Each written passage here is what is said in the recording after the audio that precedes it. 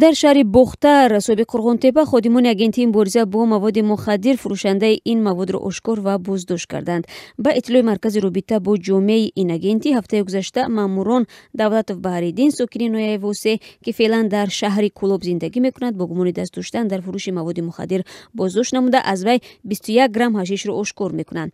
ضمن گفتگوی منزل اجاره‌اش در شهر بختر ماموران با استفاده از سگ بوگیر از زیر زمین پلیس نزد حولی بیش از 4 کیلوگرم مواد مخدر اساساً افیون و هروئین دریافت کردند که برای فروش بسته‌بندی شده است. با اطلاع اگنتی مبارزه با مواد مخدر علیه دولت بهاریدین پرونده جنایتی باز شده مفتشان تحقیق آن را ادامه میدهند.